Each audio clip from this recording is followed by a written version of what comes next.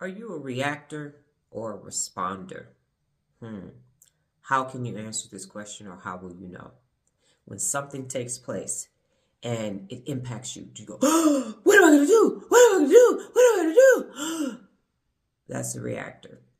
And something takes place and you go, well, what's taking place? Let me find out the details of what's happening so I will know what to do. Reacting versus responding. When something takes place and you react, you immediately create a fight or flight response. Immediately. It happens immediately. And now you cut off access to your frontal lobe. But when you stop and you pause and you say, okay, what exactly is taking place? What's going on? And you have and gather all the information that you need, then you can actually respond. You can actually respond to what's taking place. So here's the thing.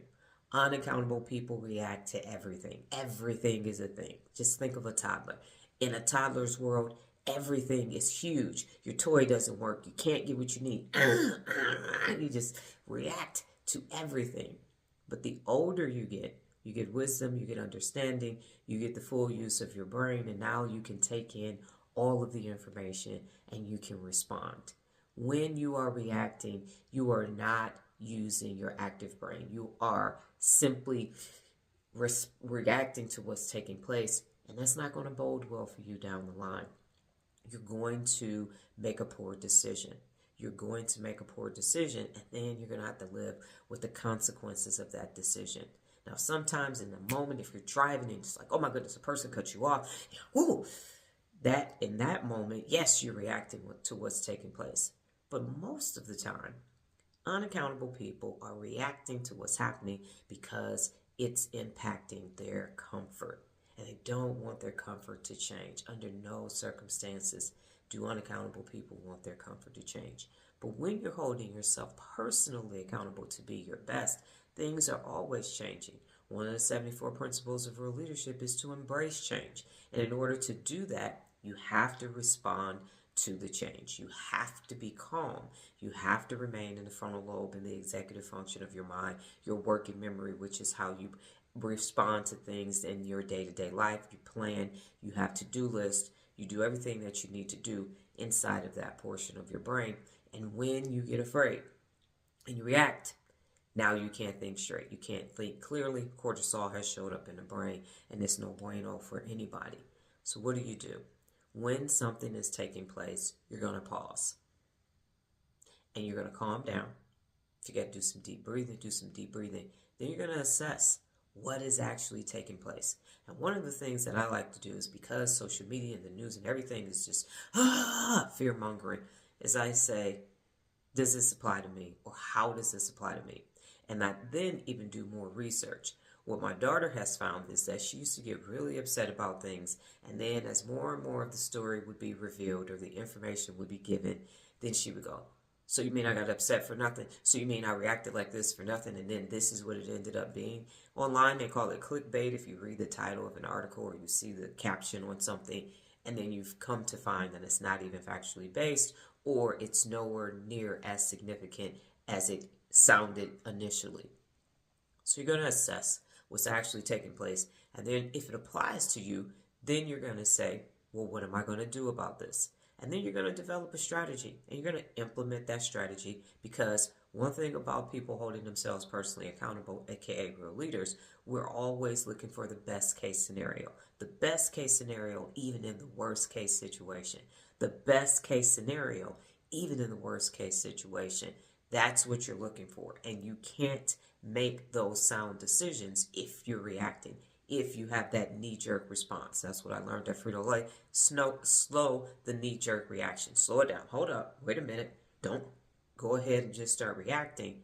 Assess everything. Look at all of it. Take the time that you need to assess what's taking place, and then respond accordingly, and be strategic about your actions going forward. Now, how do you find the mental strength to do this? First of all, you do nonfiction reading 15 minutes a day, and you're constantly challenging yourself. You're removing the unaccountable people in your life, because if you have unaccountable people in your life, you're going to be on guard, because they're going to keep fear-mongering, and they're going to keep bringing things to you. You're just going to be reacting. That's why they have to go. so that they don't create these unpredictable, chaotic chaos moments in your life, these cortisol moments, because they don't have the full use of their frontal lobe, because they operate in fear. And so they have brain fog and they're always reacting. So you have to lose the losers. And then if you have to interact with unaccountable people, you take it as, okay, this person is unaccountable, so I know they're already coming with a bunch of fear and a bunch of cortisol. That's what they bring with them, as bearing it as gifts. So now you're standing guard. You have your boundaries up. You have your perimeter set. And now you're just taking in the facts of what they're saying. So if they're yelling, just listen to the words. If they're crying, oh my God, this is so terrible, this is so terrible. Just keep it on the facts. Be objective is one of the 74 principles of real leadership, and you just want the information that they have. That's it. And after that, you take that information in. Does it apply to me? How does it apply to me? And what am I going to do about it? And what you will find is that your reactionary time diminishes immensely to the point where it is sporadic. It's so sporadic. That's what you want to do. Stop reacting because you're shutting down the frontal lobe, and you need that in your day-to-day life to continue to focus on being your best. So when someone comes to you or when you consume it and you see it, respond. First thing is pause. Hold up. Does this apply to me? I have to stay in my executive function, and how you do that is through mental strength. You keep your mind strong so that when these interactions take place, you're saying, oh, okay, this person is having a hijacked amygdala. They're having a fear. They're doing fear mongering. They're bringing cortisol. I don't really want cortisol. I'm good. Let me assess what's taking place.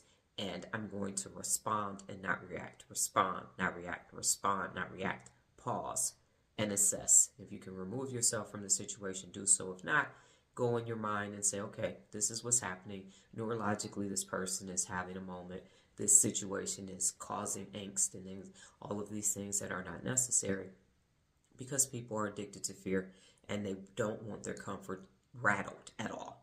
Don't mess with my comfort zone. You mess with my comfort zone and we're going to have problems. What am I going to do? But we don't live in a comfort zone. We don't live in a fear zone. We actually live in the land of real leaders, where we know we actually have the ability to change situations, embrace it, and grow forward. And we're always looking for the best case scenario. So going forward, it is respond, not react. Stay in your frontal lobe, use your executive function, navigate through your day. And as always, your objective daily is to be the best and look for the best case scenario. Got it? Good.